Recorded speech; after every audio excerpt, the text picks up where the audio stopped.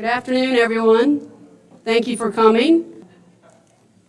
I'm Laura Lafayette. I have the privilege of serving as the Vice Chair of Housing Virginia. Kit Hale, who is our chair, was not able to make the trip from Roanoke, so I have the privilege of pinch hitting for Kit and welcoming you all today to our Housing Virginia's inaugural xChat. We've been engaged in innovation for quite some time, and so it's a pleasure to have the opportunity to welcome you to our first xChat. Many of you know that in our region for the last year and a half, we've been talking about the creation of a regional housing plan, regional strategy. We're calling it a framework. That framework and the rollout of our regional strategy will debut January 15th, so mark your calendar. Plan to be with us and pay attention to that date. And that's where we will roll out our kind of strategy around what our needs are, our challenges, and what's the path forward, at least over the next 3 years, as we work in partnership with our local governments, our philanthropic partners, our corporate partners, to move the region forward in terms of affordable housing. Many of you were with us in May when Housing Virginia hosted its first Housing X conference, again focusing on innovation in design and finance all around affordable housing. And with us at that time was the former mayor of Charlotte, Jennifer Roberts, and she spoke on what we've been calling here in Richmond the big raise. I'm not sure that's what they called it in Charlotte, but that's what we've been calling it here, with a bit of envy in our voice, impressive and a little bit of envy. The raise that Charlotte was able to accomplish between the public sector and the private sector, the banks particularly, and then their philanthropic partners. And so her presentation really got folks talking, and we thought, okay, let's bring folks from Charlotte back to Richmond and dig more deeply into how they accomplished that $100 million for affordable housing, how they convinced 70% of the electorate in Charlotte to support the bonds for housing, and think about, is there something that we could do in metropolitan Richmond, whether on that scale or not, but could we replicate in some ways the success that Charlotte has seen? Before I introduce Jeannie, who will introduce our panel, I do want to thank our sponsors for today's event, the Virginia Housing Development Authority, Virginia Community Capital, and Atlantic Bay Mortgage Group. Thank you all for your willingness to underwrite this effort. We have with us today Jeannie Milliken Bonds. Some of you may know her in her former role with the Federal Reserve, but she is a professor of impact investment and sustainable finance at the Keenan Flagler Business School at the University of North Carolina, go Tar Heels, and is she's leading a new initiative across the Southeast, including Virginia, I'm pleased to say, called Invest to Sustain. She, as I mentioned, was previously with the Federal Reserve Bank of Richmond, leading its regional community development work. And she has also served as an elected official on town council and also serving as mayor. So she has been on both sides of this, on many sides of this effort for quite some time, and we could not have a better person to lead us through this conversation. So thank you, Jeannie, and I will turn it over to you in the panel. Great. Thank you, Laura. On behalf of the City of Charlotte, we're happy to be here with you in Richmond to have this conversation, and we look forward to your questions. Let me introduce you to our distinguished panel. Pam Weidman is to the right of me. She is the director of the City of Charlotte's Housing and Neighborhood Services Department.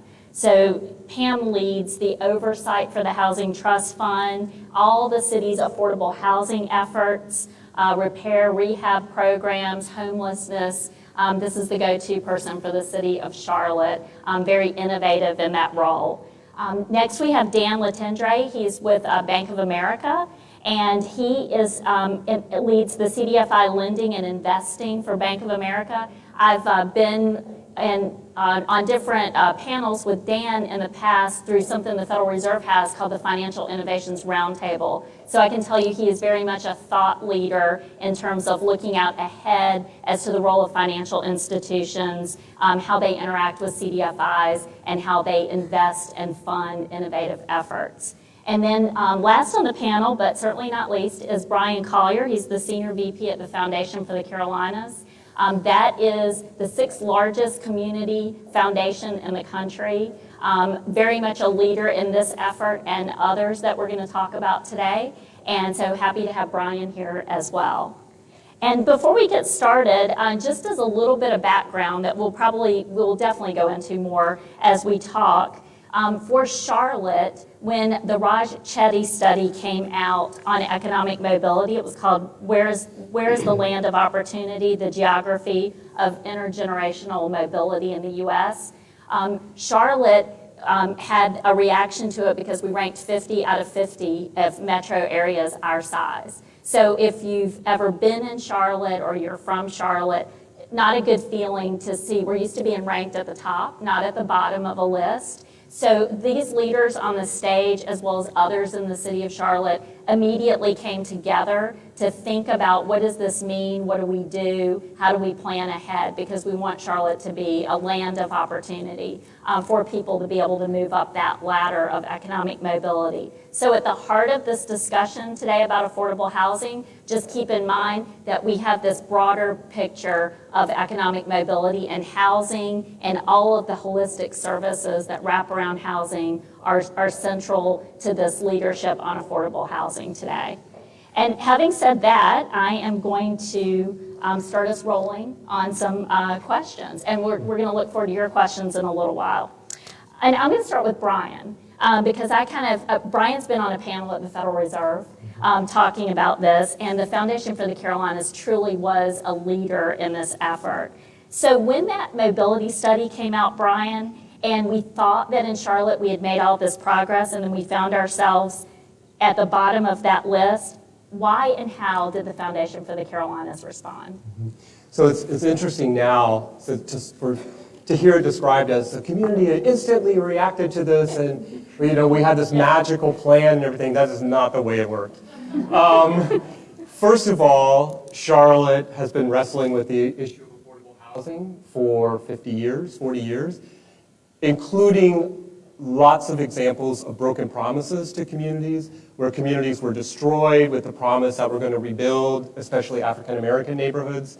Were destroyed. We're going to rebuild. Oh, we're going to allow this rezoning to allow this huge new sparkling new community called Ballantyne to be built, and we're going to promise that there will be affordable housing, and that didn't materialize. There were opportunities prior to the recession. During the recession, there were opportunities as we built a light rail in the community to secure property and put affordable housing in.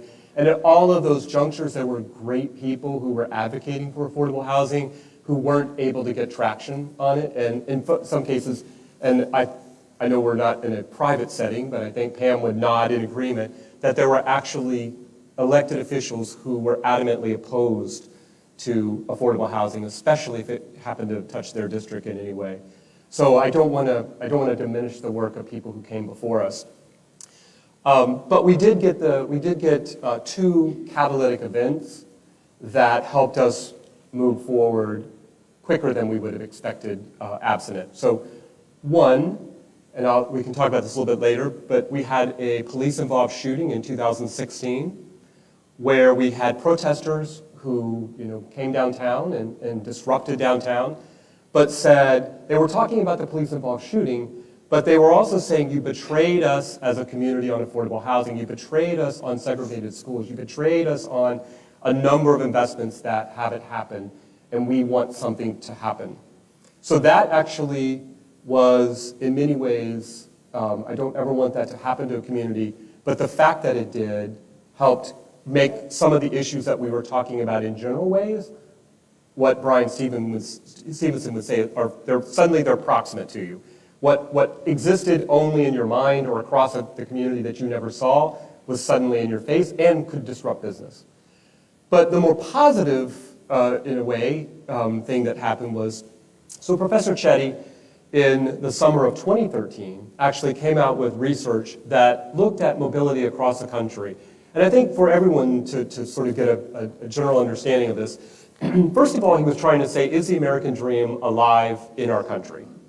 Is the myth of the American dream still, does it exist? And one of the things that he found was that in comparison to other countries, Canada, Finland, places like that, American mobility is actually much lower, and so calls into question the idea of the American dream. Then he asked, if it still exists in our country, is it localized? Is it correlated to some extent to where a child is born? And again, what he found is, it is highly correlated to the zip codes in places where a child is born. So although Charlotte was 50th of 50, if you looked at a map right now of the entire Southeast, you would see that Richmond, Memphis, Orlando, Tampa, Atlanta, we're all in the same boat. And you could probably draw some hypotheses about why that happens. Because if you look at the Southeast as a whole, you'll see low mobility rates. But for Charlotte, again, I would never want this to happen to a community, but we were ranked 50th of 50, and it actually gave us a platform to wave in front of people to say, is this true? Is this what, is this the community that we, and one of the things that we found, so Charlotte was 50th of 50 on mobility. In other words, we were the worst of large metropolitan areas for a child to be born in and have that American dream. But we were the third fastest producer of jobs in the country at the same time. And so one of the things I think that can make you think of, it is not simply about attracting jobs to your community. Because what happens in the case of Charlotte is we're wonderful at attracting jobs, but they are not available to the children and the young adults who are born and raised in our community. They are attractive to people who move here or move to Charlotte from Richmond or from Cleveland or from New York. And so therefore, again, it was not an inclusive community. And so we used the work of Raj Shetty to shine a light that the community was not comfortable about. We were actually able to show how literally by two neighborhoods right next to each other could have vastly different opportunity outcomes. And all of that led to a comprehensive report that we published in March of 2017 that laid out a number of strategies and recommendations. And I think the light bulb for the affordable housing piece was before people were thinking of affordable housing as a need, as something that we have a shortage of, but they weren't thinking about it in a comprehensive way of where is that affordable housing located, what are the amenities that are associated with it, how is it located near things that are also vital for family stability and family growth. And so in our report that we put out in March of 2017, we said affordable housing fits within a system of needs of a family. And it's one piece, and so therefore we were able to say, business community, you can do this, faith community, you can do this, public sector, you can do this. We need to work on issues that run the gamut of things. But we were also able to say, we have to figure out ways to reduce issues of segregation in our community. I mean, it's hard, I think, we won't have a chart for you today, but Charlotte is an intensely segregated community where we have what we call a crescent and a wedge. A wedge of South Charlotte where wealth and affluence and white population live, and a crescent of poverty made up of primarily minorities. And because of traffic and commuting patterns, the two rarely see each other, and so therefore they don't even know that the two, for wealthy people who move to Charlotte, many of them don't even understand that that poverty exists. I can't tell you how many meetings I've had where people have come to me to say, I'm sending my child on a mission trip. And I'll say, well, it's great, why? Well, because I want them to see poverty. I really want them to see that they have it pretty good. And I'm like, you could go across the street and see not conditions of third world, but certainly something that is tragic. And so, I know we'll go into much greater depth about the strategies and things like that, but that's how we were able to galvanize. And then people ran for elected office on this report. Our foundation changed the way that we make grants based on it. The business sector rallied on this report. And we laid out not just general things about we need to increase affordable housing, But we said we need to increase our housing trust fund by X dollars. We need to get the private sector to match that. We need to do X, Y, Z. And the community's rallied around it. And so why the Foundation for the Carolinas? Richmond has a great community foundation. So why were you guys a leader in this? To be really honest, a couple of things. One is, and I was telling someone this morning, I was actually in a pretty cynical place with philanthropy at the time. So this was not a community-wide effort. All the work started because we were going to take our community foundation board through a grant-making exercise and through a strategic planning process, and I just needed something interesting to get their attention. And the Raj Shetty work, it hit on all the things that we had been making investments in. And one of the interesting things is we run around telling everyone how large our community foundation, we're the 6th largest, we're the 8th largest, we're now the 6th largest. We made almost $400 million in grants last year. But we still, the Chetty research indicted our work as much as anybody. And I have become very cynical about philanthropy. Philanthropy can do great things, philanthropy can actually do harm, or philanthropy can just kind of keep the status quo. And so, in a way, it was a desire to really push the boundaries based off of this amazing research that before Raj Chetty, no one had the data capacity to crunch the numbers the way that he did. And he's continuing to put out great research. And so, to the credit of my foundation board, literally what happened was, I brought it to them in December of 2013, and they said, you know what, we're going to give you $200,000. We're going to take a soft pause on our grant making. We'll pay all of our pledges, and we'll do a little bit. But in 2014, you go find the best experts, bring them to Charlotte, start this work, and then that's what kind of started the ball rolling. And I'm proud to say that our board has, they live and breathe this. And in fact, they actually hold me accountable when I bring them a grant that doesn't live up to the standards, or when it's not on sort of addressing some of the issues. They'll say, yeah, but didn't you tell us that? And by the way, this is creating a problem a little bit in the community, because now the community is so literal about economic opportunity that right now we have the prospect of having a sales tax increase for the arts and for education. And so many people cannot hold in their brain that economic opportunity, which encompasses things like mental health and affordable housing, also includes things like the arts. The arts it's an economic opportunity for a child. It's also a way of expressing their artistic, it's a way of expressing the pain that they feel. And so this is one of the thing I'm really trying to figure out how to work with is now the community is so into this that they actually can't see that there are other things in a world that are vital to a child. So Pam, we've got public-private philanthropic partnerships, P4, here. So what's different about what's going on now in Charlotte, based on the historical relationships among the sectors, and how does this exercise look different? Yeah, so thank you for having me here.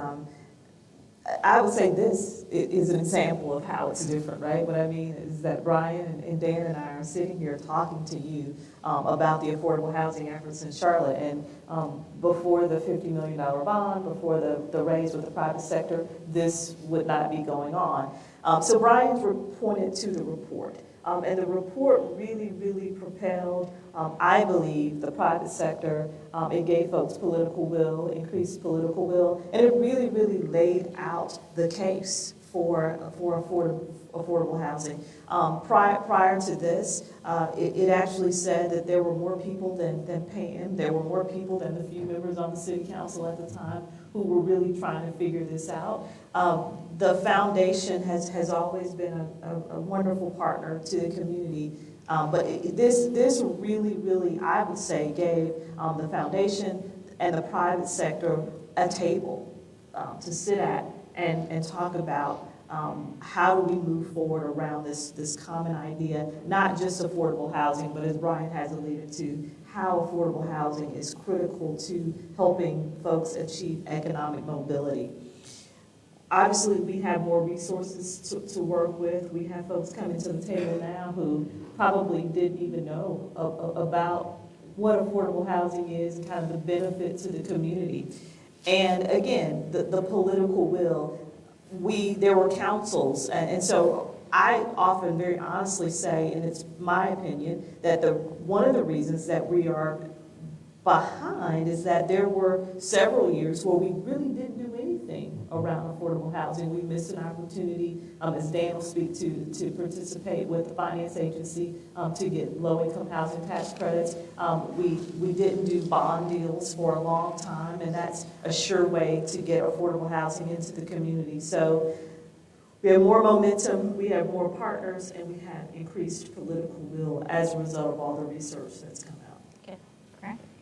And so Dan, let's turn to the financial services sector, because certainly Charlotte's a major financial city, and Bank of America is part of that growth in the city. How did the financial institutions and Bank of America specifically get involved? And then really, for you, I think it'll be helpful to get into the technical aspects of, what does it mean to say there's a shortage of affordable housing, and how do we fill that gap on the financing? So I think it's most helpful just to start with the problem that we all saw and that we were addressing, and what the underlying drivers to that is. Why is there a shortage of affordable housing in Charlotte? Why is there a shortage of affordable housing in many places? Bay Area, Los Angeles, New York, where I live. And I think the best guidance I ever got very early in my career, Nancy Andrews, great community development thinker in mine, runs Low Income Investment Fund, pulled me aside one time and said, very early, 20 years, he said, affordable housing is just a math problem. That's all, it's a math problem. And it's not like it's a calculus math problem or an advanced trigonometry math problem. It's an arithmetic problem. The basic core problem of affordable housing is that if you take the rents that a low-income family can afford to pay, call it a third of their income or so, if you take all those rents and add them up, it won't be sufficient to build a building that you would want the individuals to live in. The cost of building what Americans would view as decent housing is more than what can be covered by the rents of individuals of low income. That's the core fundament. Now, in order to build the housing, you take those rents, but you have to supplement it with a gift. There's no other way of doing it. Gift has to come in order to supplement the financing in a building to allow you to build it. And for the better part of 3 decades, that gift, for better or worse, has largely been low-income housing tax credits across the country. Right. And so the capital stack in a typical affordable housing project would look something like this. This is an affordable housing project that's very typical for Charlotte. Let's talk about a $30 million project. That's how much it would cost to build this housing for a couple hundred families of moderate income. This is an example of how we would fund housing for moderate income. And if you add up all of the rents that the families can pay, it is sufficient to cover $20 million worth of financing. But the building costs $30 million to do. The remaining $10 million is a gift from corporations that then get repaid from that gift via the avoidance of paying any taxes. This is the core structure for housing project after housing project after housing project that you do in affordable housing, and was sufficient to do a lot of housing in many markets, and was sufficient 20 years ago in markets like Charlotte to do this.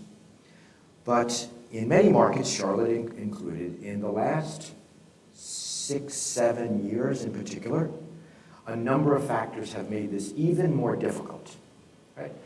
So first, you've had the increase in both the cost of land and the cost of construction in the last 5, 6, 7 years. And so what might have cost $30 million before now costs $33 million. Actually, that's probably conservative. Probably costs $36 million now. Here's the problem.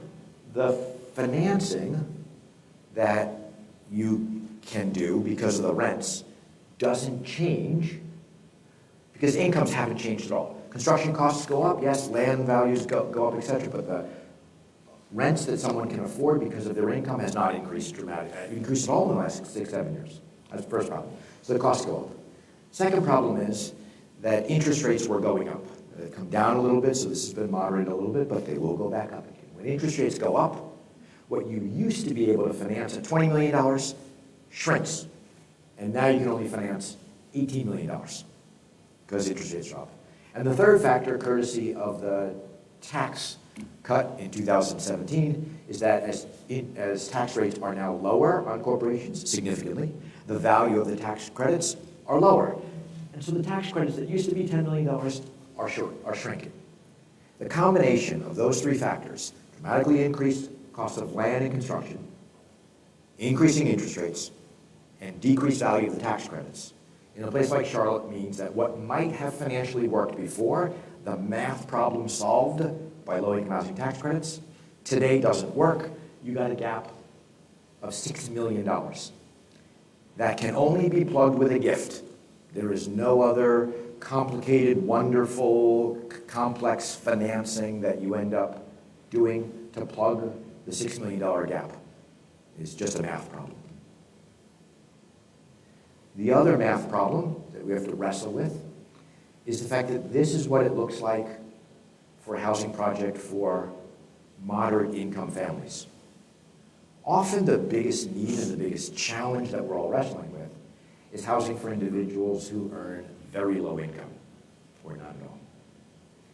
And for very low income families, the amount of rents are far smaller, which means that loan is far smaller and the gap is much bigger. The gap looks something like that, or bigger. And therefore, you have a question you have to answer. We have to wrestle in Charlotte, still wrestling with Charlotte. So how do you deal with, because you'll never have enough money to deal with all the affordable housing. So there's a fixed amount of money that we will end up getting from the city, from corporations, from foundations, and we'll talk about how it was put together and the structure and so forth. But there's a fixed amount of money, and it won't be enough to solve all affordable housing. It won't be enough, but it's a fixed amount. So Dan, just to give, so altogether, we've been able to put together about $250 million in variety. Off the back of a napkin, we figured that it's about a $6 billion shortage. So even with the success that we've had, we're way short. I'm sorry, Dan. Here's a question. You will have the choice to either do one family of very low income levels, or for the same amount of money, filling in the gap, 3 families that are earning moderate income. I didn't want to trade off because you don't have enough to take care of lunch. Which is more important? 1 very low income family or 3 moderate income families? I have no way I'm wading into that. But you wrestle with that, and we have to wrestle with it in Charlotte. That's the reality of the math problem. So that's what we communicated it, and then started focusing on where do you get the money in order to fund and what that gap is. So Brian, who takes the lead? Do you have to have, who's the leader of this? Yeah. How do you put that together to figure out the math problem? So, I've been in a very lucky situation at the foundation where I can do stuff like this all the time. I love this. This is my passion. But I don't have quite the savvy when it comes to fundraising and politics that the president of our foundation has, who loves this work, loves raising money. And so basically what happened was we had the president of our foundation who said, I can do this. We had a mayor who was saying that I think she ran on this report, and we had the business sector saying, you know, it was interesting. The business sector, I think, reacted in 2 ways. Because remember, we had just experienced the election of 2016, Brexit. What I was trying to tell everyone was there are 2 reasons why you can really get involved in this work. One is what I hope everybody comes to it with, which is the values and morals and the right thing to do. Or you can come at this work because our country and other countries around the world are saying something about their belief in the mythology of the American dream, or like if you look at Brexit, that population in the country is saying something. They're saying we no longer see ourselves in the picture that you're telling. And I think if you looked at Bernie Sanders and Donald Trump and Brexit, all these things that were happening in the summer of 2016, people were saying we no longer see our place in the American dream, and maybe we're going to have to rattle your cage a little bit in order for you to get to know what we're talking about.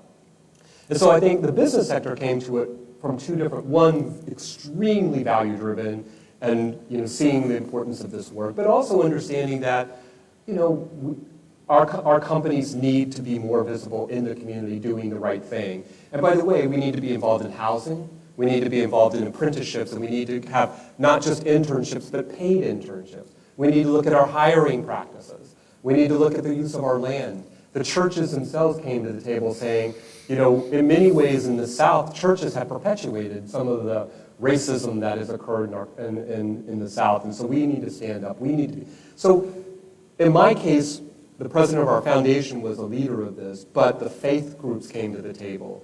Our public sector came to the table. Our county, our city, Pam's department in housing, they came to the table. The business sector.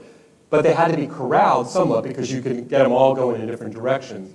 So with the help of our foundation and with the help of what's called the Charlotte Executive Leadership Council, they kind of came together to say, all right, what might we do? What might it look like? Using Dan's analysis, there are a variety of ways that the philanthropy can get involved and corporations can get involved.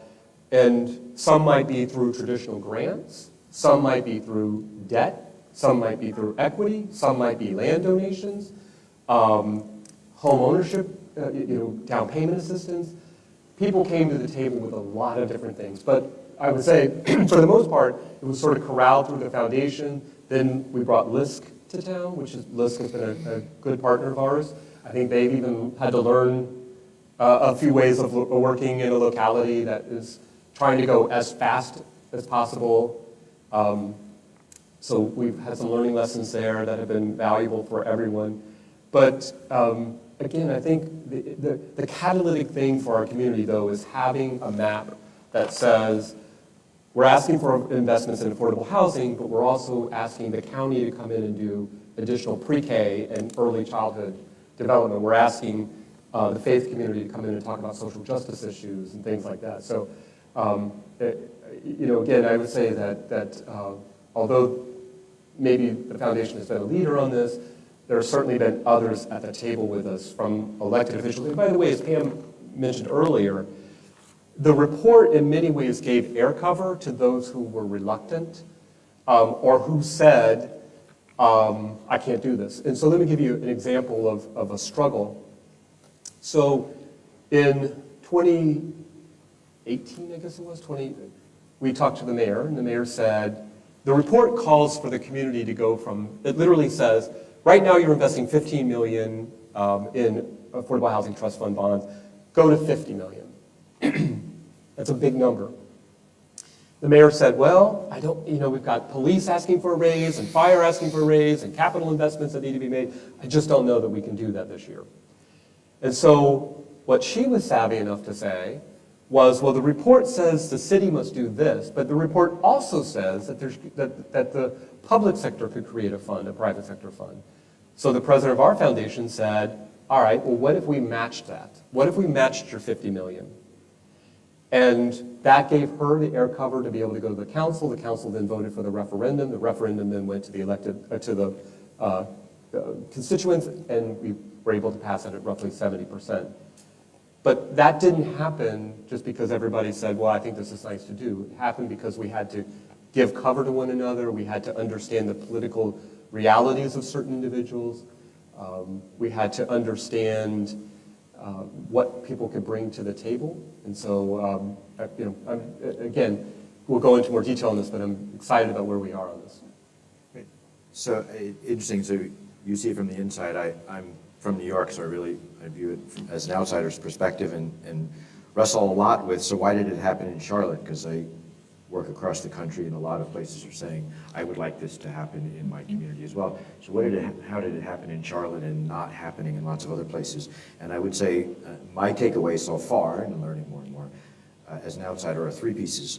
The first is that in Charlotte, the affordable housing problem was seen as tremendous, the number one problem, and urgent, but not impossible, not addressable. First, from an urgent perspective, if you did a survey of corporations, if you did a survey of the city, if you did a survey of the public and asked what is the biggest problems in the community, affordable housing would show up every single time you talked about it, and it started trumping everything, not education, not healthcare, not affordable housing, affordable housing, affordable housing. Corporations began seeing affordable housing as one of the issues that prevented it from finding workforce that was able to come and take the jobs that we needed them to take. So across the board, became like the threshold issue for almost every conversation, and was generally viewed across that. I think the study highlighted that, but everyone was seeing that as a problem. On the other hand, it was not a problem that I would view as so impossibly large. I do a lot of work in the Bay Area, and the cost of housing in the Bay Area for affordable housing on a per unit basis is now approximately $1 million per unit. $1 million. The last housing project I saw was literally $950,000 per apartment for very low-income individuals. And so in there, tremendous homeless problem. You read about it from here in New York. You go to San Francisco, it's absolutely there.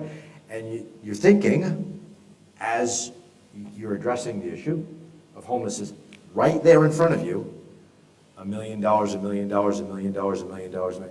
Look, the homeless problem in and of itself, just to deal with it, it would be measured in billions of dollars, because it's $1 million per unit.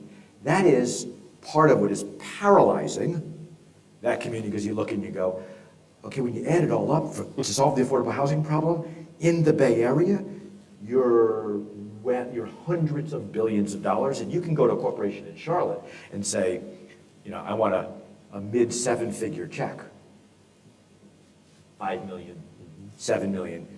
If you're going to corporations and saying, I need you to start by writing a $5 billion check to kick in with everybody else, that's paralyzing. That's why I think in Charlotte, it is in a sweet spot where it is urgent, it is critical, it is preventing everything we wanted, but it is not so large as impossible and boggling the mind. One. The second was both the public sector and the philanthropic sector definitely provided some real leadership from my perspective. Whether it was the city that was leading in the initiative that says we need to go from $15 million to $50 million, or whether it was in cooperation with the foundation. In either case, what was presented was the city is willing to go from $15 million to $50 million, but the corporations and the private sector has to meet us halfway, or else we won't do it. Okay, that's fine. And the urgency and the buy-in was sufficient that you would go from $15 to $50 million, even if that means increased taxes. That's the level of public will that was there.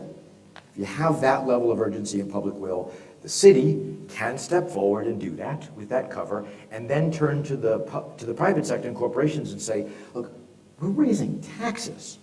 Right? There's that level of urgency. You're going to have to meet us halfway with your. And then once a few corporations do it, there's a tipping point that's somewhere short of 50% participation, where once you get enough corporations doing it, then it becomes, you cannot be the corporation that gets left out. Right? Just like, it becomes a cost of doing business in the market. It's just, I can't be one of the corporations. You'd like to be early. I think Bank of America was fairly early, but it becomes a situation once you get to a tipping point that every single corporation in that market has to come to the table and end up giving grants, participating in the equity fund, or et cetera. Otherwise, you would get left out. And then lastly, every single foundation in Charlotte has shifted its priorities. There's a fixed amount of dollars. You've shifted your priorities to focus on affordable housing. That's at Bank of America, that is at every single foundation in Charlotte. And that means, the painful part is, it means perhaps less in education and healthcare, and student loans don't get addressed as much. There are other issues. Affordable housing trumps that, and the dollars are shifting there. When you get to the place where the city can step forward and say, we're increasing this even if it means increased taxes, the corporations get to that place of saying, we're going to meet you halfway, and so now we're at the tipping point, and now it's more embarrassing if you're not at the table, have to be there. And the foundations acknowledge and recognize that shift resources, then you're at a place where you can end up solving the problem. So can I add, I'll keep praise on Dan at this point, though, because what happened was the philanthropy doesn't really know about affordable housing. We know how to raise money for it, but we don't really know the mechanics of it. And so the first meeting that we had with the community was to have Dan do that presentation. And I think there were a lot of developers who said, can I get that? Because I've been trying to explain, I haven't even understood how it works. And so can I get that presentation? Because I need to show people. But the other thing that we didn't understand from a philanthropic standpoint was, one, how a gap fund might work with debt and equity and grants. And by the way, the grants are important because the more grants you have, the lower you can drive the AMI because they don't have to be repaid quite the same as debt or equity investment. But the other thing that the banks brought to the table, especially through Dan's work, was I had no clue about the value of below market rate financing, being able to reduce an interest rate by a little bit, because that gap can shrink just by having a reduction in interest rates. I had no, that was something that was so foreign to me. I'd never even considered that, and how that worked. And so I think in a way it sort of just kind of started working where people were bringing their expertise to the table in new ways, and we were having new conversations. And certainly with the city and Pam's leadership, it's been phenomenal. Yeah, so I was going to say, Pam, I think it would be helpful. So in North Carolina, it's council manager form of government. You've got the city of Charlotte sits in Mecklenburg County. Talk a little bit about what was going on with the elected officials and how you moved that narrative to the voters to actually vote on a referendum. Excellent. That's a perfect segue. So I'll just add a little color to kind of some of the things that Dan and Brian has said from a political will perspective. The report really was amazing, and not the report in itself, but the work that led up to the report that really gave credence to and rise to the political will. So, for example, the work of the report.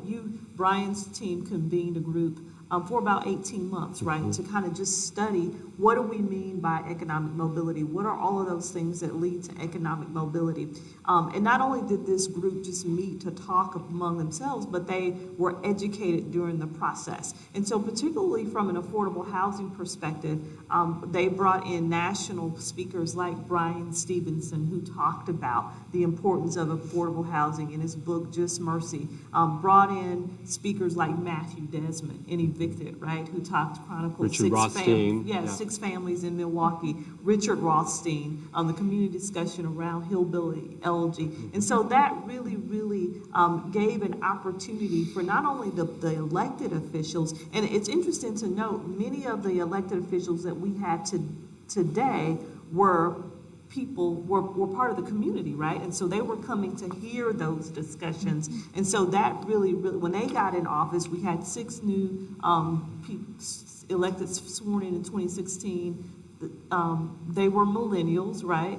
And so they really began to understand, and as Brian said earlier, ran on this platform of affordable housing and economic mobility. So that really helped to build the political will. From a city perspective, to add to the community education, I remember being invited to parts of South Charlotte, as Brian alluded to earlier, a very affluent part of Charlotte that I didn't even know exists, to talk about affordable housing. So people got curious about it. So when it was time to go to the ballot or to the polls with this $50 million, you had more of not only political will, but you had community will. And I think that just continues to build. Every time we have to bring I have to stand before city council asking for the trust fund dollars to go along with the private sector dollars. I mean, I was trained earlier in my career. An elected body might say no, but it's up to me to do my research and to do my work to make it hard for them to say no.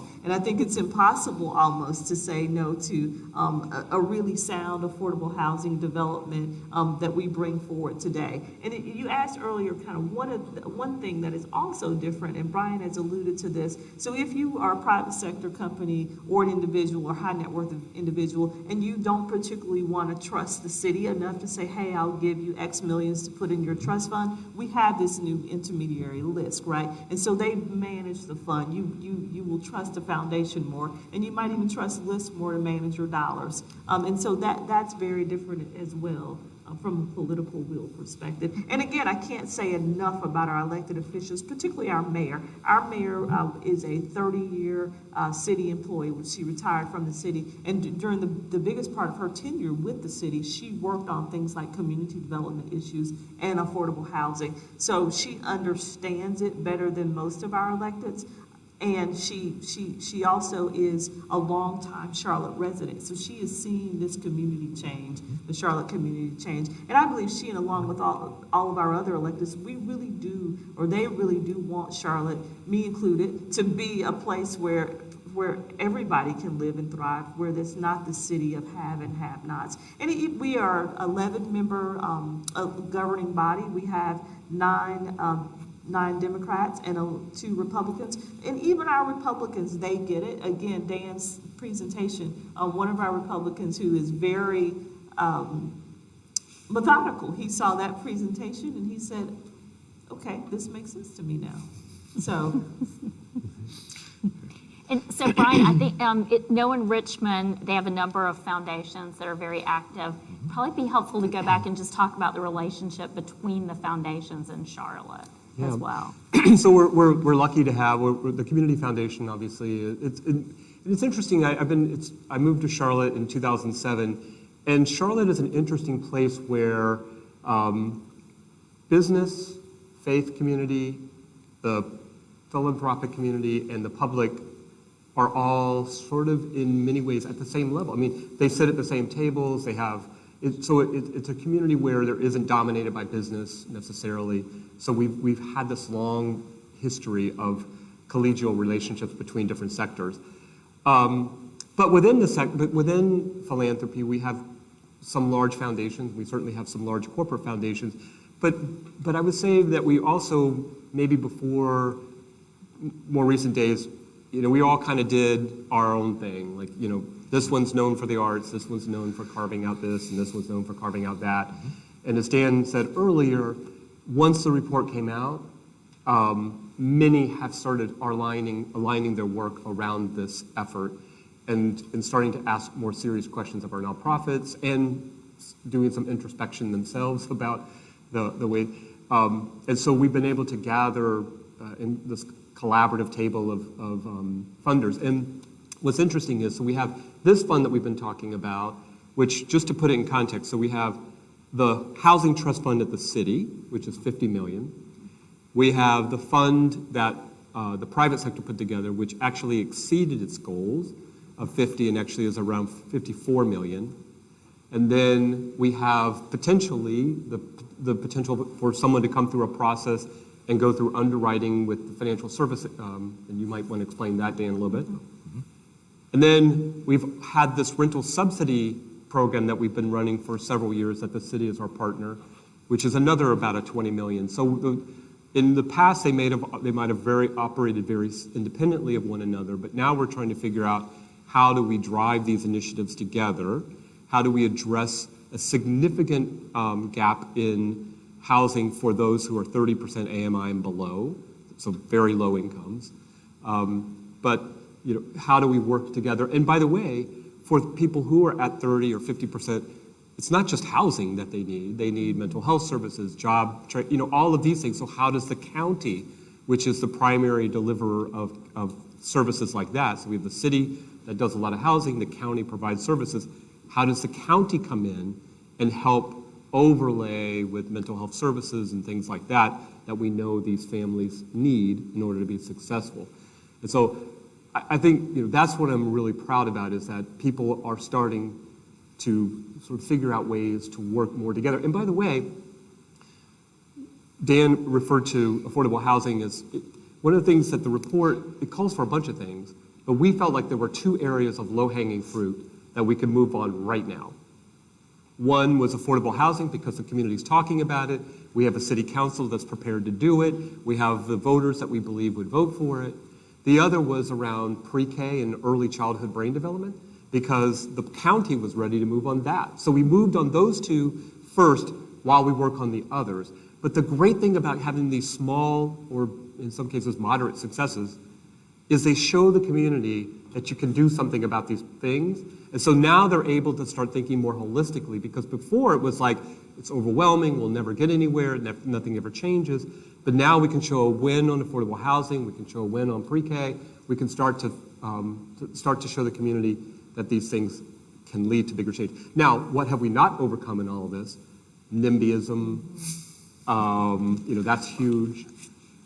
We've not been able to overcome the fact that the cheapest land is in places that are already saturated with affordable housing.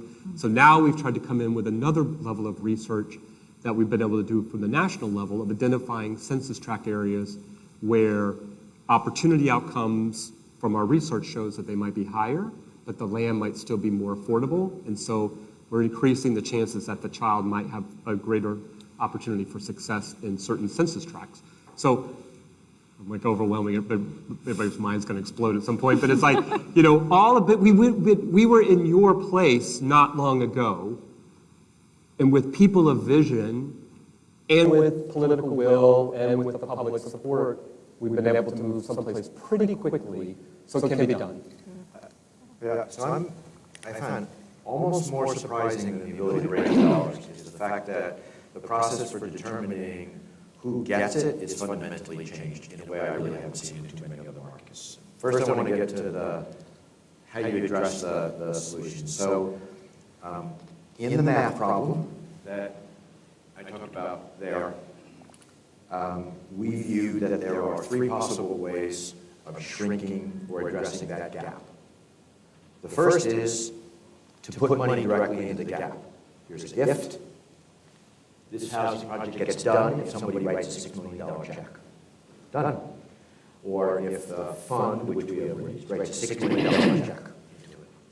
The second way of addressing the problem is to reduce the construction costs. If we go back to the place where the construction costs are lower, and you can get there for a variety of reasons, a variety of methods, including, most significantly, donation of land.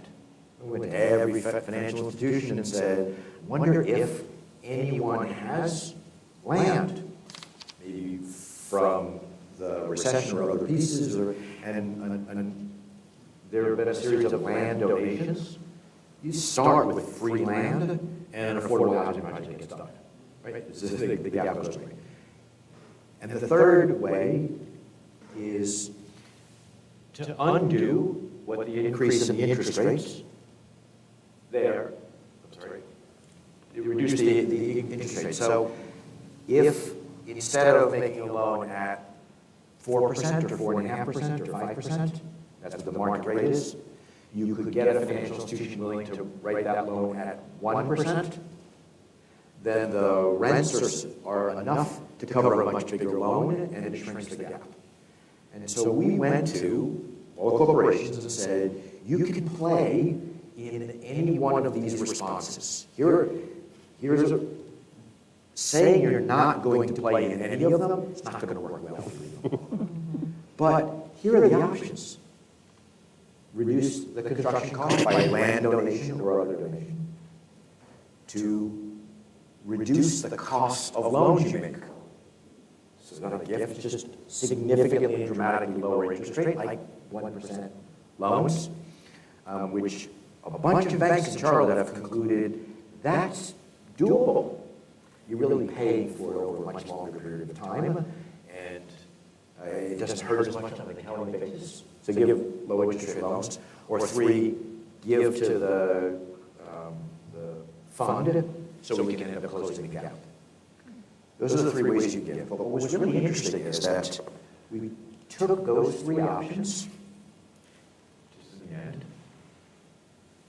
and put all of that in a decision process done jointly with LISC, who we brought to Charlotte to coordinate both the fund and other activities, and the city, who would be deciding who receives the fund, the $50 million fund. Every affordable housing, every potential affordable housing project in Charlotte is going through that one door. LISC and the city together. And through that one door, you get considered for low-cost debt, which can make your budget work, property donation, which can make your budget work, the private sector fund, which can make your budget work, and the $50 million fund, or the grants from the city. And quite honestly, if you don't go through that door, there's no money left anyplace. And so it has been a little bit of a surprise, not 100% welcome, they'll get around to it, for developers, who part of being a successful developer is building relationships all around so that you can find the gap financing from this foundation or that corporation, et cetera. Part of making deals work is that lasagna of financing. You got to go around and get all the money. What's happened is the developers are going to those places to get their project, and the answer is there's nothing except through that door. When you go through that door, every single project is compared side by side on the question of what's the way we produce the most number of units for the lowest income individuals for the smallest amount of subsidy. And so you don't get your project funded or financed because you can make a really compelling case to a local foundation or to the bank or to someplace else that can put their logo on it. No, there's only one door, and every project, the city and LISC, prioritizes the most number of units for the lowest income families in the areas of opportunity, places you would want housing to be built with, schools, etc., for the lowest money. That's a complicated process for deciding which are the better projects, but every project gets considered side by side by side. And when you do that, there's a bunch of projects you look at and go, oh no, you're just suboptimal on every single one of them. That project might actually have been done 3 years ago, and we would have all applauded and said, affordable housing being done is a suboptimal project. The talent of being able to go around and build relationships isn't useful any longer, and the city and LISC together is working, and you guys are making the right decisions about which projects should end up getting funded. There are very few cities in America that have a single door through which you go to access all the corporate money, all the foundation money, and all the government money, and every project is considered on side by side on a level playing field. I never thought I'd see that, even more than the funding coming together. So let me add to Dan's point too about the land. That's a really critical point. And so much so that this, from a city policy perspective, the city in 3 instances has donated its own land to make developments work. And that was really critical because the city of Charlotte was really in the business of selling off surplus properties, right? We've done that a number of times to balance budgets, and rightfully so at the time. But because of this growing need for affordable housing, and really from a staff perspective, a housing staff perspective, really understanding the tools that make this work, the city in 3 instances has put their land in a deal to make it work. And that was no small feat from a city of Charlotte perspective as well, but you really had to get elected officials to understand the math problem, to understand the benefit of that. And so from a policy perspective, I would just urge the city of Richmond and other cities to really, really look at what land, your surplus land disposition policy is, and then also look at how you're using your excess land assets. In Charlotte-Mecklenburg, the county does parks and schools, but I don't know how it is here in Richmond, but there's lots of underutilized park space. Schools typically buy more acreage of land than they need, and so the question becomes, what do you do, or what can you do with that excess land? So really look at whatever your policies are and consider, is that another way to put public land in a development to further affordable housing? So Pam, in our next target, so we've got the corporations looking at excess land, we've got the public sector, the other huge owner of land, often vacant, are houses of faith. Yes. And so what would they be willing to do? And do they have land that they would be, and in many cases, the large houses of faith with large pieces of land are in affluent areas or areas where, so they bring a dual weapon to the table. One, they have the land, and two, hopefully they have the ability to carry a message into their congregation and into the community about the worthiness of this work. And to add to Brian's point, we had just recently through this one door that Dan talked about and the developments that were recently approved, you had an instance where you had a house of faith, a house of worship in an area of high opportunity, and you had a parcel of city-owned land. Both parcels were needed to achieve, I think it was 100 units of affordable housing. And so that came through that one door. That is being funded. St. Paul in Charlotte, it's right outside of the 277 loop, but it is in a neighborhood that has gentrified, I would say. And so that they were smart enough to continue to buy land around that church. And so they are working with the development team to develop affordable housing. So we've had some successes, some early successes in Charlotte, and we've also had a success where when the House of Faith didn't have land, but very affluent, they corralled their congregation and they are putting money into a development that again is in an area of high opportunity and will have housing for the 30% and below. Area median income. So there are a number of strategies that cities can employ to really move this notion of affordable housing and housing for the very low income to see it come to fruition. And so Dan, will you talk a little bit more about other types of businesses? So we mentioned faith, community, financial institutions. What other types of private sector have been involved in the fund? I think most of the major corporations within Charlotte either have already said they're going to, which is the health institutions within Charlotte, some of the non-bank financial institutions. If you are a major employer in Charlotte, you have either already given or I promise you will soon. And smaller businesses? So the two areas where I think we have some work to do is at the mid-level of corporations. I think you want to make sure that the major corporations who can write the largest checks, who benefit the most because of affordable housing that will allow their employees to be housed well. They're the biggest beneficiaries. They should be writing the biggest checks. We want to address all of that. We think then we want to address the next tier, which really hasn't to date. And then I think the second is across the sector of real estate developers. So within real estate developers, I think when they will begin to see that getting your project picked for this resource becomes a highly competitive process.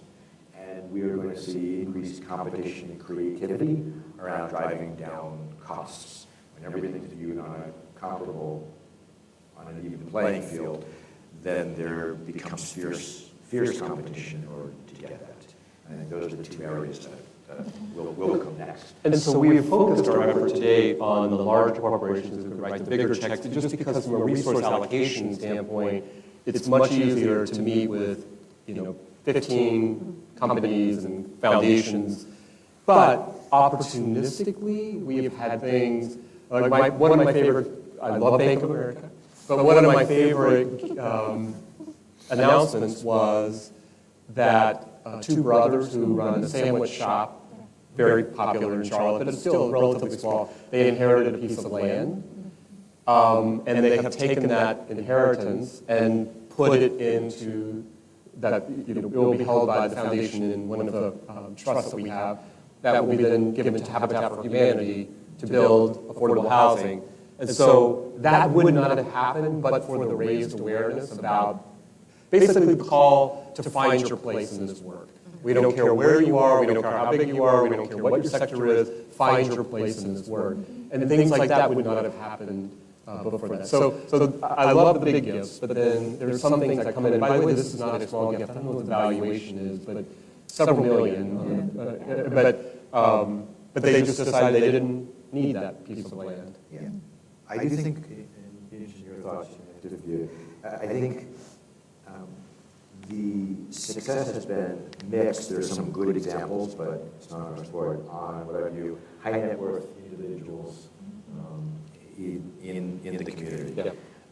Some have stepped forward and went, okay, I have been presented with a fairly easy opportunity to participate, either in the fund, which by the way you'll get your money back, or grants. Or we've made it possible and fairly straightforward. And some in Charlotte, high net worth individuals have responded and invited, but we've got more work in that area. So I think for Charlotte, probably Richmond, there's not a strong history of what are called PRIs, program-related investments, where you take a portion of your investable assets as a foundation or a private foundation or as a community foundation, and you invest in a project, things like that, with the expectation that you're going to get it back. So one of the things that we've had to do is really start to educate philanthropy, because they're just used to giving a grant. And so if you're a $100 million foundation, you think you've got $5 million a year roughly to give out, and that's what they're used to doing. But they weren't thinking about, well, what do you do with that $100 million that you're investing that could be put towards this? So we had to do a lot of education. A lot of times what we're running up against with private philanthropy is they switch from putting their philanthropy hat on to their business hat on. And they want to be a part of the deal, and they want to understand how it goes together, and they don't get the mechanics, and then it all kind of falls apart. Now, interestingly, we've had two instances where two major donors couldn't get their head around the fund idea, but said, but I will give you X millions of dollars for a rental subsidy program that we run that's been very successful. So in that case, they just couldn't get their head around this idea, but they didn't want to they wanted to participate. They just didn't get their head around this one. And I think what I mentioned in wrestling, this issue in the Bay Area, I can't describe to you how it's just mind-boggling for the housing problem. It's bad, the Bay Area is just mind-boggling. And in that area, unless individuals, wealthy individuals, which Bay Area has like nobody else, ends up concluding this is something where our wealth must be translated, the problem doesn't get solved. And unfortunately, corporations, the city, public sector, lots of cities, and even institutional foundations understand and embrace the need for affordable housing as a priority. Individuals, high net worth individuals, this is not a priority in their giving. Education, yes. Early education, yes. Environmental, climate issues, yes. When we study where the giving goes, affordable housing and anti-poverty programs just isn't there. And we have work to do as a sector, and in places like the Bay Area, there's more wealth there, and there are more resources that could be addressed, but it is more in individual hands than it is in corporations and the city, and that's an issue we've got to communicate. The other thing I would add is that we have to keep undoing these stories that people create in their head about affordable housing. Like they can't understand that a for-profit company would build affordable housing, and why they make money on this? And you're like, yes. And they demonize developers, and we had to educate them on, even when the banks came forward and said, hey, we might be interested in below market rate financing if you go through this process. But but understand that by giving you a rate cut, it actually is costing the bank money, and so therefore it has a value, has a monetary value. But the community was like, well, that's not really a gift because it's not, what's getting us off their back and all this. So we've had to re-educate people on some of these things, and some of the philanthropists kept trying to figure out, well, I don't get this whole LISC thing. They take a fee. Why do they take a fee? And so this is one of the most, it is very easy to give a check to a homeless shelter, to a shelter and say, God bless you, good work. It is very difficult to get your head around the mechanics of new housing development or the protection of existing development that is rapidly declining. And just to add to that, I mean, to add to the level of complexity, even before you get to the financing portion of it, I think in this country, we still have a lot of education to do around affordable housing, right? All housing is affordable to somebody, right? And so what we're trying to do, there's education that needs to be around. Typically when you think about who needs affordable housing, you either think of the projects, right? Or you think about Section 8, right? We don't build the projects anymore. You can't get financing to build the projects anymore. And who needs affordable housing? I mean, it's pretty obligatory. We say the firefighter, the school teacher, but that's true. And so the point that I like to make to people is that many of these folks are working families, right? It's just that they don't earn the wages to pay the rent that is needed to build the type of housing that we're trying to build. And so that sounds pretty basic, but again, I go back to, I think it was 2017. I mean, just me, and thank God for the work that Ryan and Leading on Opportunity did, bringing these folks in, but to really help people understand what do cities mean when we talk about having an affordable housing deficit. The other thing I always point to as well is in cities, we really applaud ourselves, as we should when we bring new corporations to town, right? But if you really peel the onion back and look at who we're bringing, when we bring a call center in, and if you think about the average wage of a call center, folks in the call center need affordable housing, right? They're decent people, but a $14 or $15 an hour wage, depending on your family makeup, in many cases, you're going to need the affordable housing. So the education is really, really key about who we are building, who needs the affordable housing, and their benefit and asset to our communities. Before we do questions, let's turn to metrics a little bit. So how are we going to collect the metrics? How are we going to evaluate ourselves to know if we're succeeding? And how can we share it with other communities? Yeah. So that's a really interesting question that I will say I don't really have a good answer for it. I have some thoughts about it. So we started this work in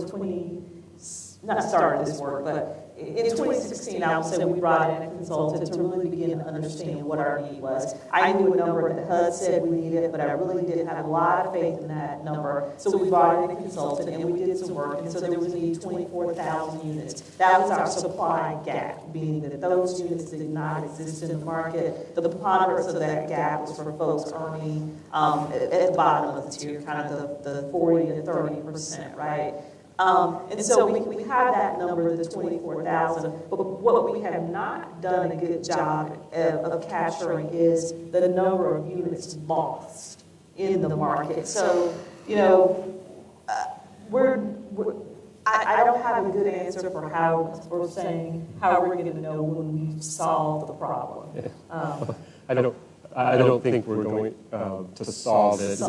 But so there's a couple of ways that, so literally on the issue of affordable housing, what we're looking at is how many units were created with the fund, how many units were put at under 30% and below within those, how many of those units were located in the higher opportunity areas that we've identified, how many, hopefully longitudinally, what was the opportunity outcomes for the areas where we put this, how close were they to other amenities, things like that. But this, one of the things,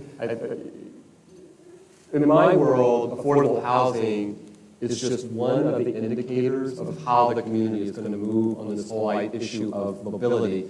And so what we're working on right now is a dashboard that says, look, this is the overall goal for mobility for Charlotte.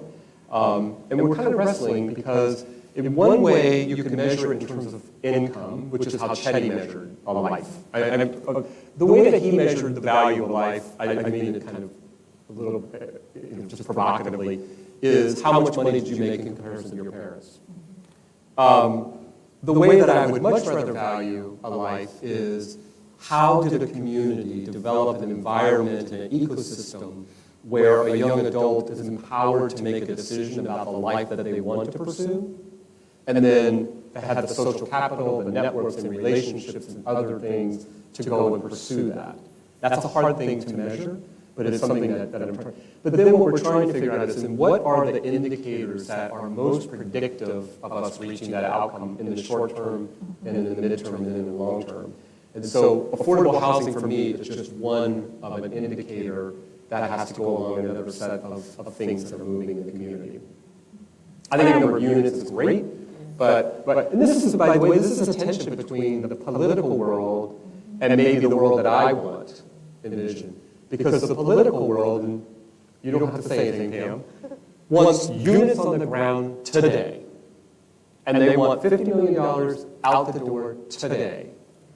The world that I envision, or the world that I think the community envisions, and I think the ones that the bank envisions, is one where the highest valued projects, and if there aren't projects to fund in a particular round, then maybe they don't get funded, or maybe one or two get funded versus five. But we have a matrix that helps us develop a theory that we're going to have better outcomes in the future.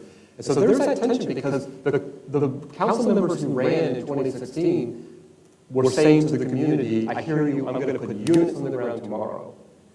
And they've had to have some air cover, which I do think LISC provides to a degree, that it says maybe units aren't going to go as quickly as you think, but maybe the longer term outcomes are going to be better than if we had just rushed. And I would just add that's a very healthy tension, and somewhere in that is the tension creates the space for reality checks, right? So one of the things that I'm delighted to answer for the city council is Brian's right. How many units are we going to get on the ground? And that's important because they're getting the phone calls. I'm getting the phone calls. I'm going to be homeless in 30 days. Where am I going to live? And so there's a reality that says, City Council, from the time you approve your housing trust fund dollars, that is kind of the beginning, right? So then LISC or whomever else comes in, go through their processes, they approve. If they're going to the state for a low-income housing tax credit, all of that gets worked out. And so from that point, there is 18 to 24 months before that unit gets on the ground. So, while we're trying to get units on the ground, where we're trying to be really thoughtful and methodical about where there goes, there's a lot in between that we as a city and as a community have to understand and wrestle with.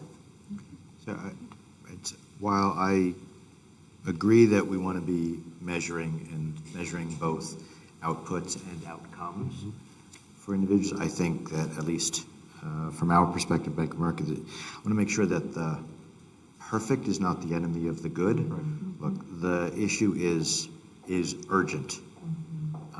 The scarcity of affordable housing is tremendous, and we've got to build units. We have to build units that are affordable to individuals of very low income, and we need to put those units in communities where there are opportunities for jobs and education. Mm-hmm. And if 24 months from now, I stand someplace and say, well, we're not quite there yet because we wanted to make sure that I'm just going to get shut down. Mm-hmm. Now, 3 years from now, after we got a bunch of housing that gets built and we point to and we go, it wasn't perfect, I'll accept that. And to go back, Dan, your construction costs, right? So where we can't build it now. Right, your construction costs continue to go up and make that gap even more tremendous. When we're in a recession, we can wait. Housing costs come down. Right now, you build it yesterday, it'll be cheaper than if you wait until tomorrow. Yep. Great.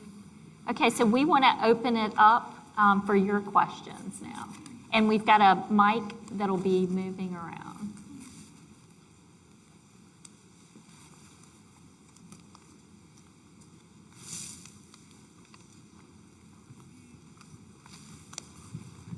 I apologize because I think I'm going to ask a couple of questions. As one, you mentioned that the NIMBY problem hasn't gone away, that you're still dealing with that, but you are looking for parcels of land in areas of opportunity, and oftentimes in those areas of opportunities is where the NIMBYs get the loudest.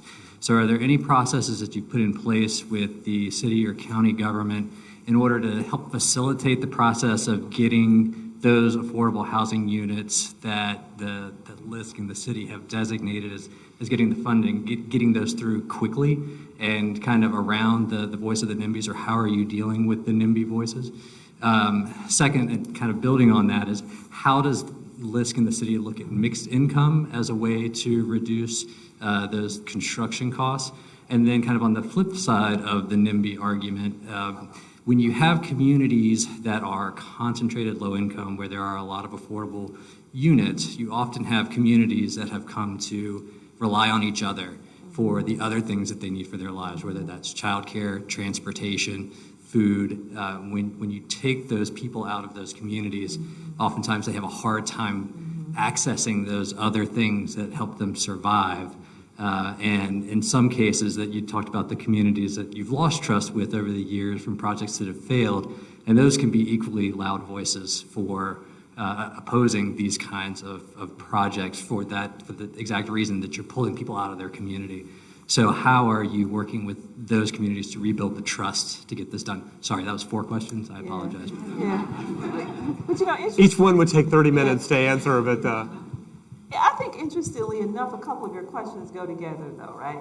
And so I think it's been my experience that you're always going to have the NIMBY, right? And so I think you just have to know that. I think you have to, one of the things that we do to try to, I won't even say combat, but to address the NIMBY is we require, and you can argue that this is the wrong thing to do or the right thing to do, as a part of our request for proposals that we issue in combination with LISC, a part of that is community engagement, right? And so we require the developer, if you're gonna ask for city trust fund dollars, that you have to have at least one community engagement session in the neighborhood that's gonna be impacted by the development.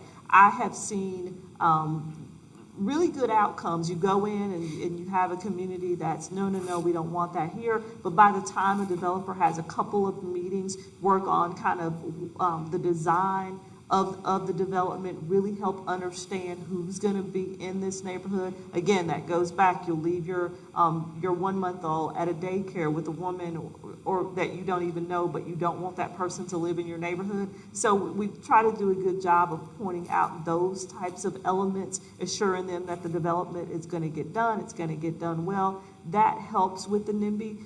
You mentioned the model, the LISC, kind of mixed income. So another part of my work is neighborhood revitalization, right? And so one of the great things and challenging things about working with LISC is the city perspective. Our housing trust fund dollars historically have been for developments for folks earning 80% and below the area median income. Enters LISC, and so now we have developments that for families earning up to 120% of area median income. So then you begin to create those mixed income neighborhoods.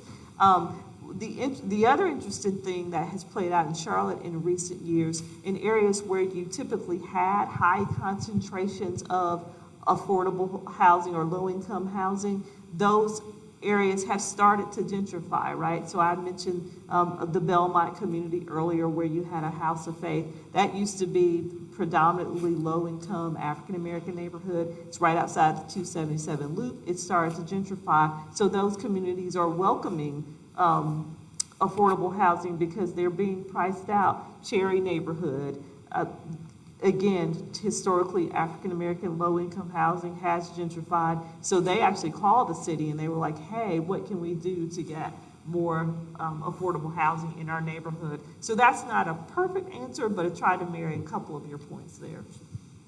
So on the mixed income, like you want projects that are mixed income projects so that you avoid the concentration of very low income and the concentration of poverty. The way I would view it, though, is that if the units you're including are at 120% of median family income and above, those in Charlotte do not require subsidy and don't get subsidy. Those are free units from our perspective. You want to build as many of them as you want, perfectly fine, but they're free. We're not paying $1 for it. If you provide housing for a family at 100% of median family income, you get $1. At 80% of median family income, you get $5. And a very low income, 30% of it, you probably get $20. Now, the math is not exactly, but that's the deal. Median family income, you might get this. Moderate's okay, meaningful, and the very low income. I like the mix, but if a developer came in and said, we're going to do a mix and I would like subsidy across for all of the units, I would take all the units that are 120% median family income and go. Those are free. I mean, I'm not paying subsidy dollars for those. So, so one of the things I don't want you to leave today thinking that we're only focused on new production of units. So part of some of the other efforts around ensuring that neighborhoods where people do want to live and remain actually get strengthened and invested in and things like that. So we're not talking about that today, but know that that's on my mind.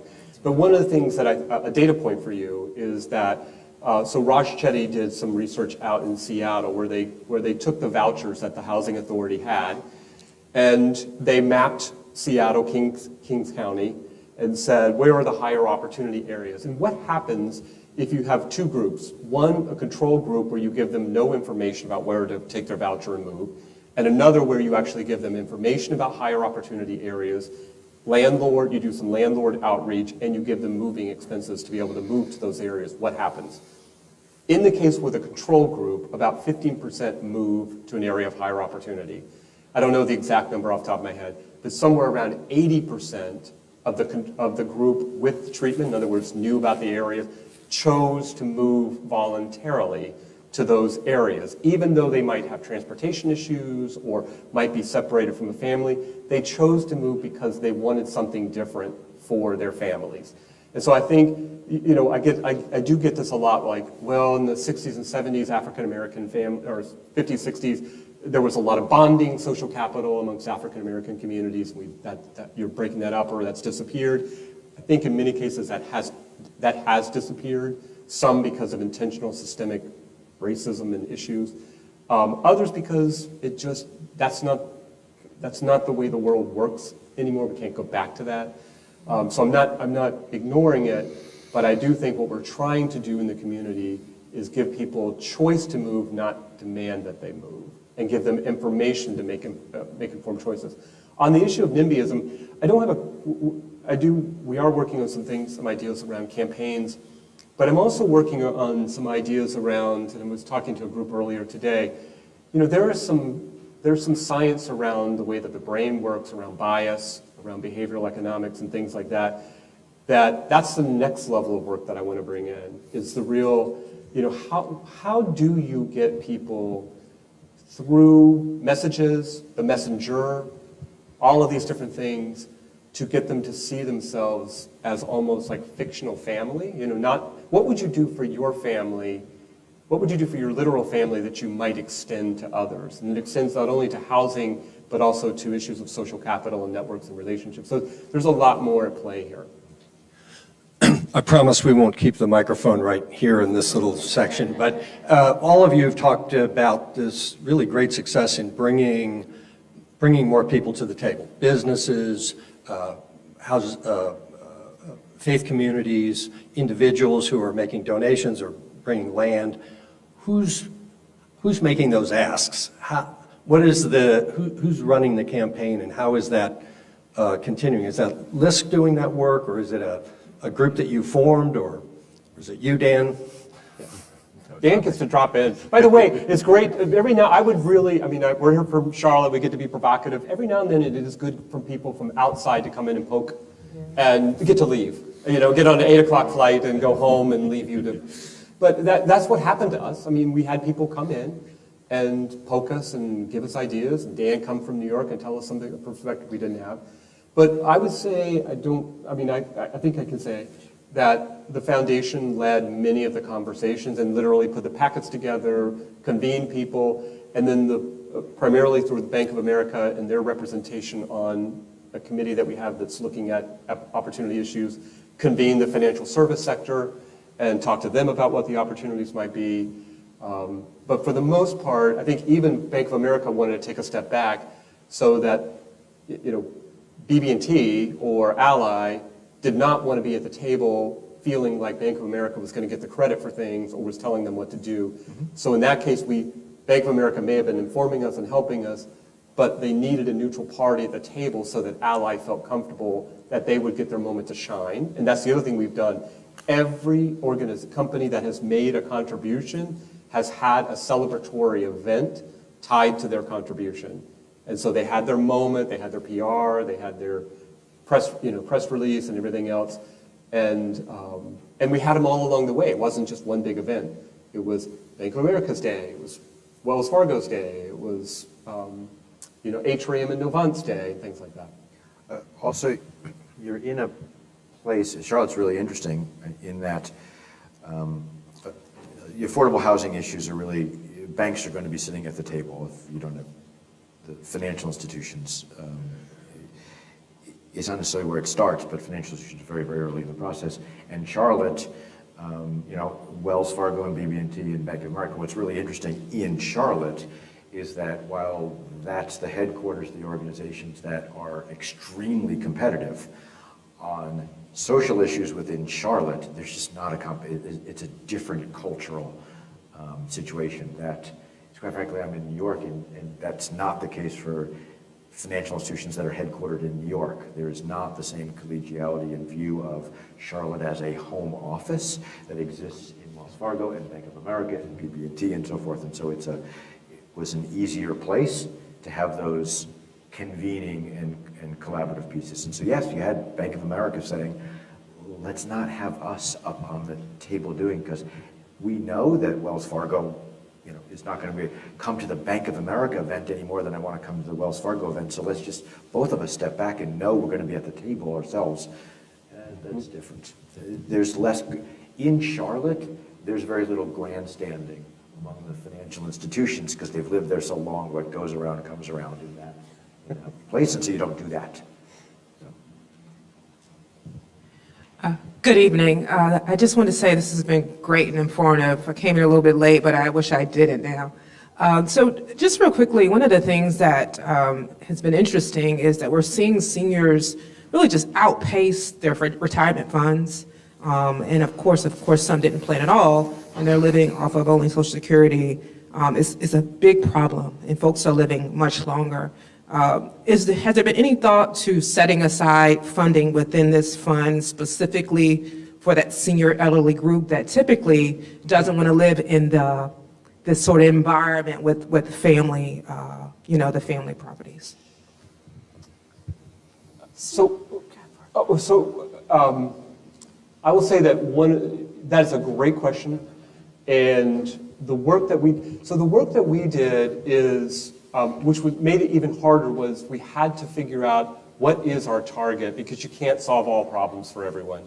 So basically what we said in the report is, although there are all of these other issues, we're really focused on the issues that impact a child and the caregivers who are responsible for a child.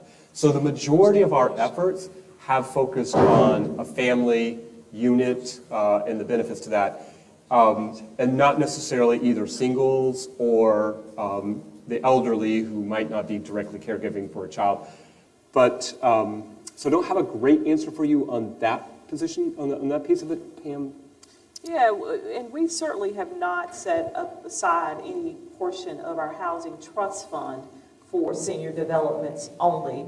What I will tell you, though, is in years where the political will wasn't as strong around affordable housing, we never had a problem in Charlotte getting funding to do a senior affordable development. So communities are always welcoming of those developments. And we've had groundbreakings, if not grand openings, on quite a few just in the last months of August, September, and even just the other day in October.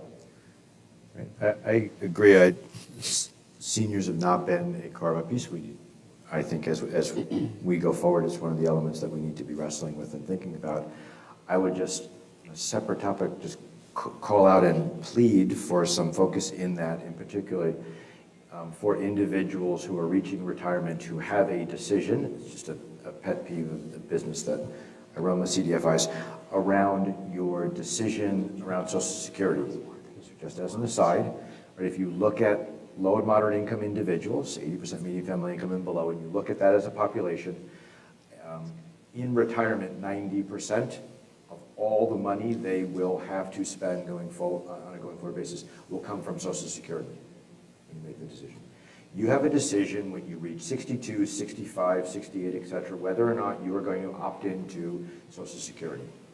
If you opt in early, you are a healthy individual, particularly if you are a healthy woman, because it isn't adjusted male versus female. You are making one of the most damaging financial decisions you can possibly ever make in your. It will be the most damaging financial decision you have ever made in your life, because you opt in at 62, you will receive a substantially lower amount of money for the remainder of your life, and there's no way to undo that later. And if you run the math and you are healthy, particularly if you are a woman, you are shortchanging yourself by a tremendous amount, and that will be 90% of all the money you will ever receive for the rest of your life. We, nonprofit organizations I work with, work a lot with young individuals, teaching them about how to get their budgeting and the value of their credit history and FICO score and saving for a home, etc. We don't spend any time and any focus on outreach and training for the single most. Next to going to a payday lender, there isn't a worse financial decision you can make than opting in early if you are a healthy individual, particularly if you're a woman. No one yelling that loudly enough. Back to housing. And to add to that, and I did this research just a couple of days ago because we were doing a groundbreaking for one of our senior developments, and just to highlight the importance of it, 8% of Charlotte's population are seniors. 7% of those seniors, to Dan's point, earn less than $10,000 per year. 23% of those earn less than $20,000 per year.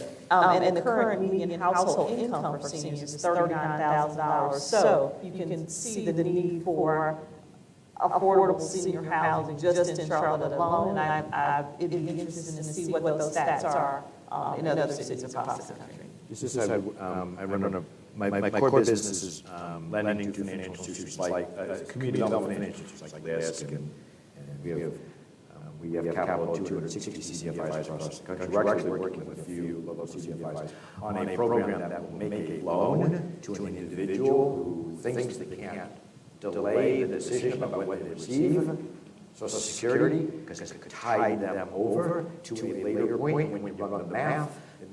It is so beneficial to wait.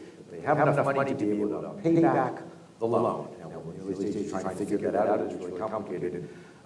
But it's so beneficial to wait. As I say, if you're an overweight, chain-smoking guy, yeah, go ahead, opt in early because you're not going to run around. Other than that, I don't know how else to get the best drugs. We're working with CFIs who are creative in that, and hopefully we'll train individuals and then say, so you say you can't wait because of the costs, etc. Maybe we can tide you over in the form of a low-cost loan that you will pay back with the money that. So my list has three questions on it. The first one is, can you hear me? I couldn't see you. There. And then it's for you, Brian, and that is you and your president did a tremendous amount of spade work inside philanthropy to make this work. Is one residual piece of this that you actually hope and see that foundations are more interested in social impact investing and writing PRIs, because that's a very hard road for a lot of foundation boards to sort of move around. My second question is, tell us a little bit more about LISC. sort of what were the roles that you wanted them to play for you? What was the gap that they filled for you in thinking about the strategies on this? And what do you think about this was appealing to them that made them choose to come and do this with you?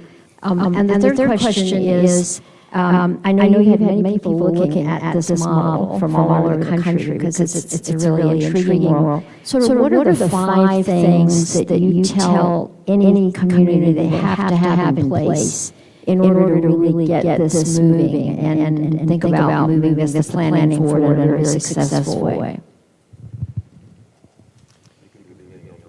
Good, okay.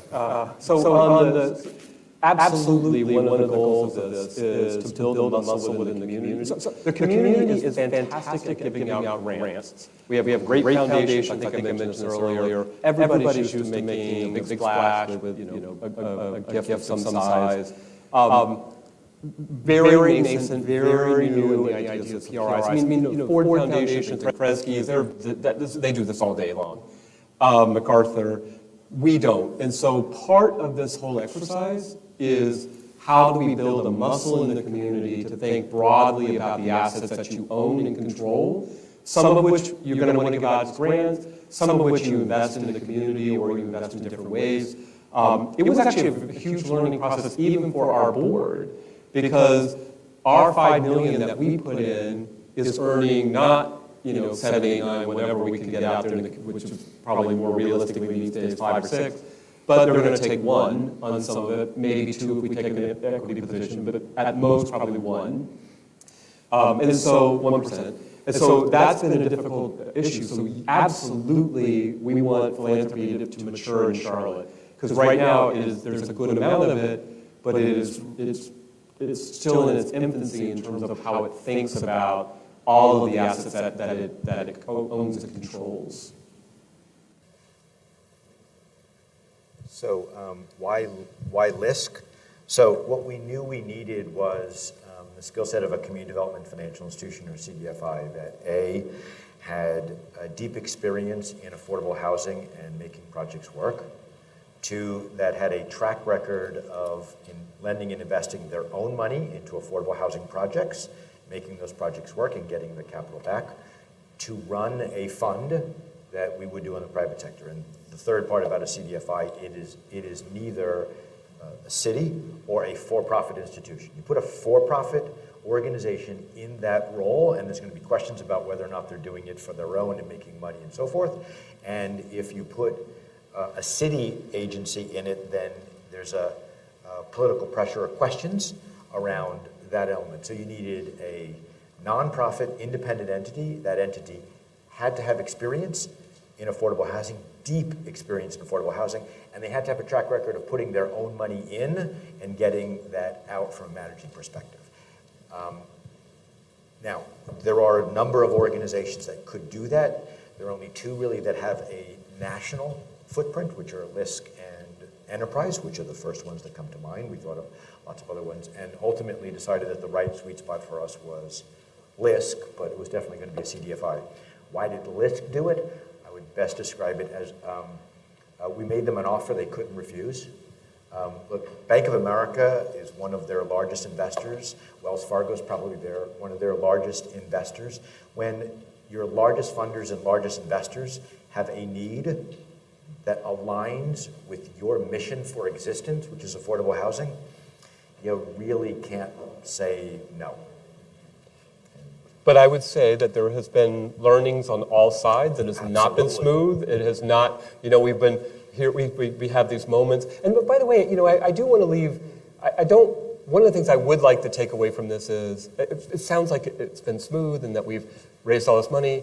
It has been an enormous challenge. And to your point earlier about, what are the things that need to be in place, you need to have a group of people with a sense of vision, with the capacity to create urgency, but as to Dan's point earlier, to show that it's not impossible. You need the community to rally with you, to give you that support that you need when referendums come.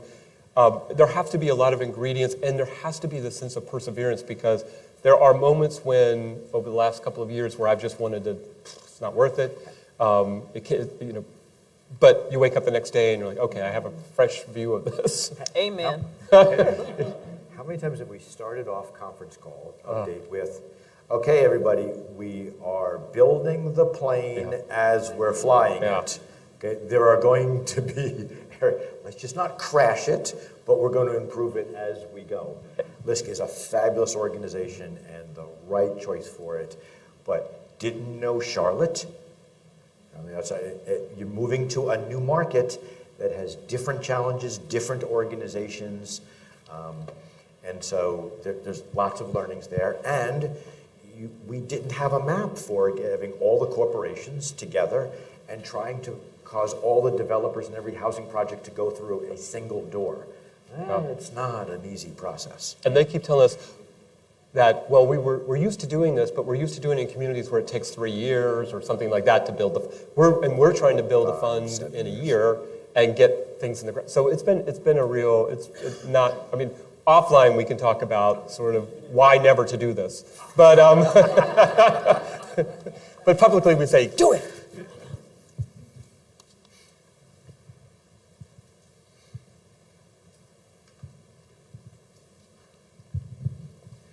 As Dan alluded to, Charlotte has a lot of big banks, and clearly I would think an investment in the fund would qualify for CRA. Was that a big driver? And if so, how does this map to other communities that don't have as much of a have as big a banking sector? So, yes, it qualifies for CRA. No, it was not a driving force. There are tremendously cheaper and more efficient ways to get CRA credit in Charlotte than participate in this plane that we're designing as we're flying.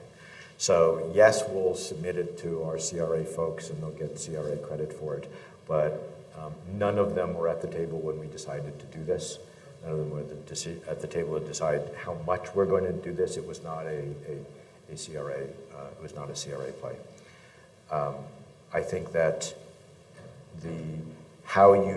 whether it happens in different markets and how it happens in different markets, to me, goes back to the following pieces.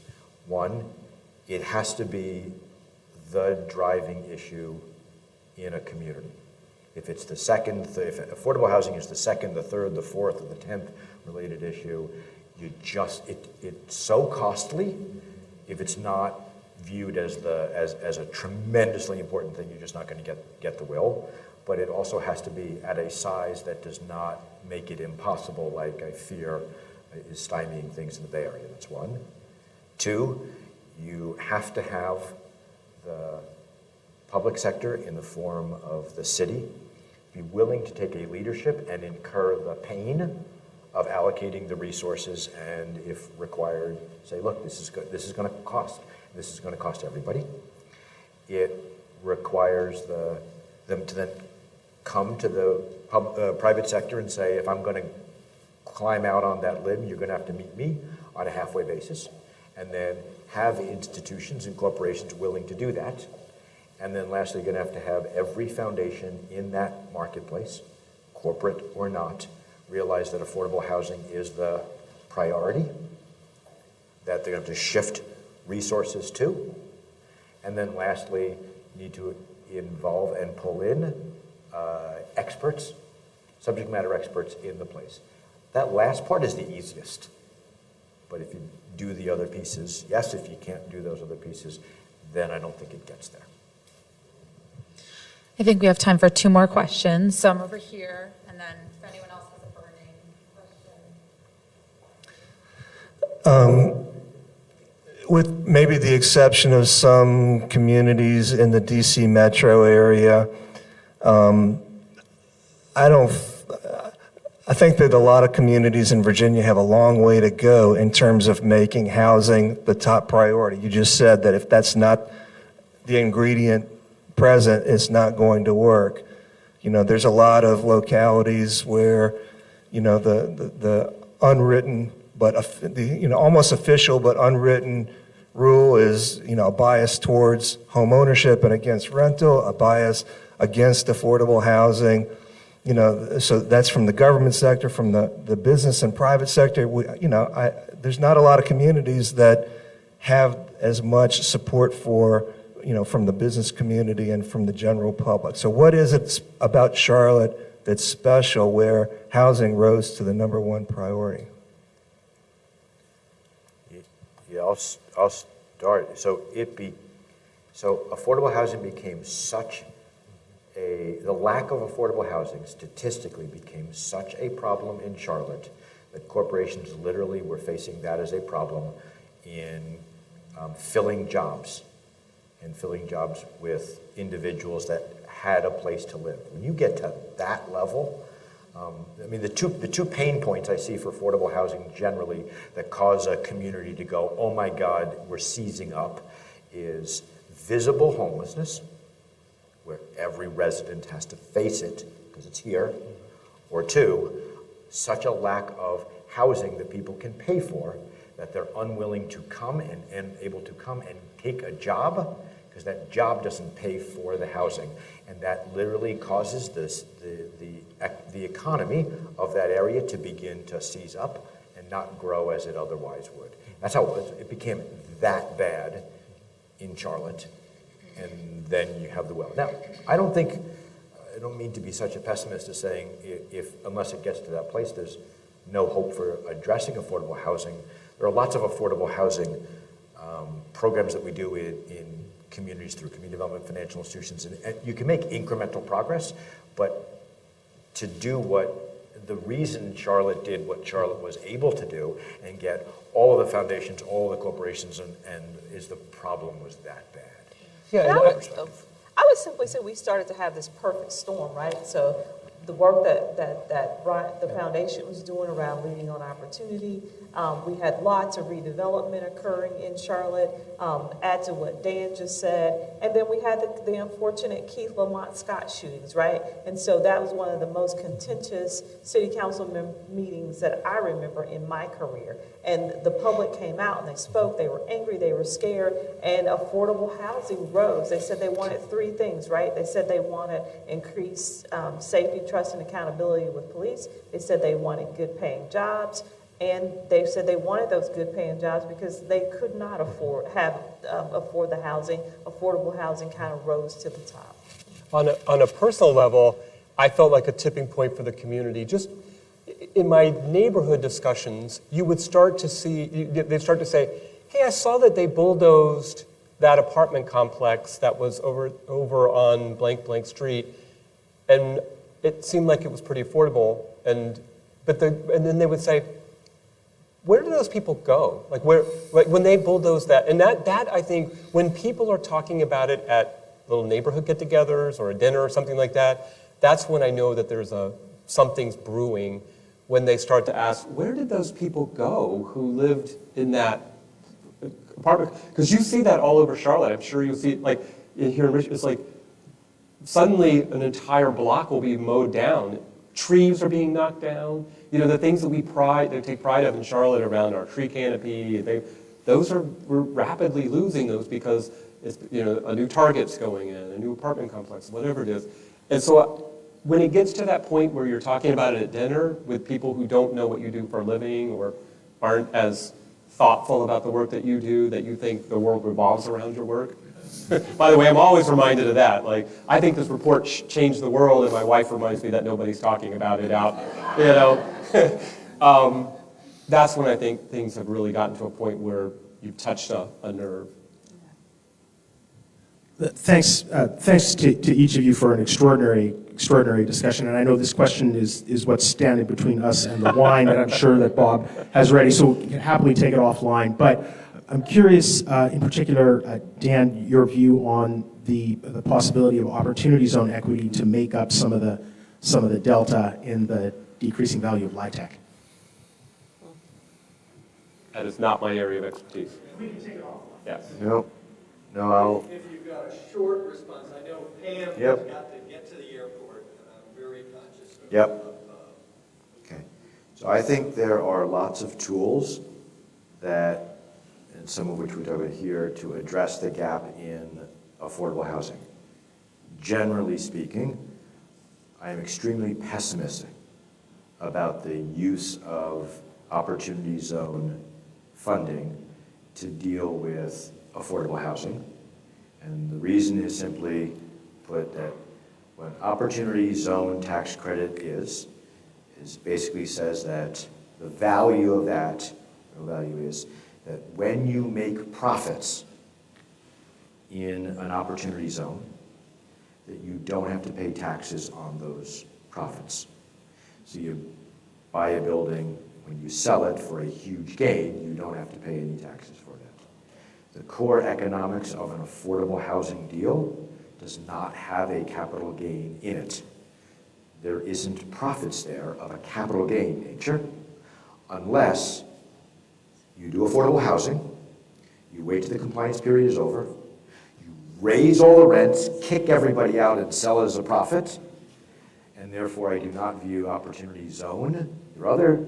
Opportunity zones are good and they can benefit, but I do not see it playing well as benefiting affordable subsidized housing like what we talked here. And so a little bit of a different twist to Dan, and this is really an interesting conversation. I agree 120% with what you said, and there's a lot of debate out there.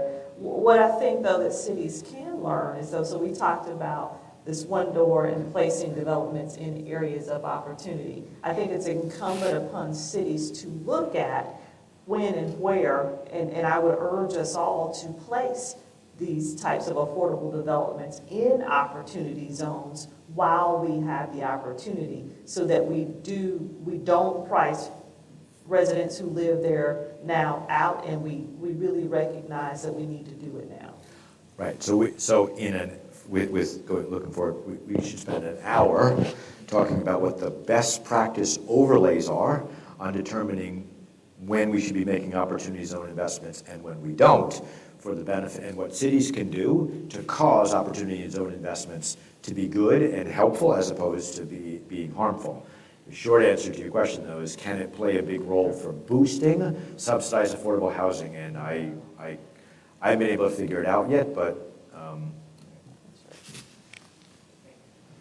I really want to thank all of our guests for being so generous with your time and your talent today. You have given us a lot to think about. I hope we can extend that generosity and be able to call on you as we continue deliberations here in the Richmond community. And I know we have people from outside of Richmond here as well looking at opportunities in their cities as well.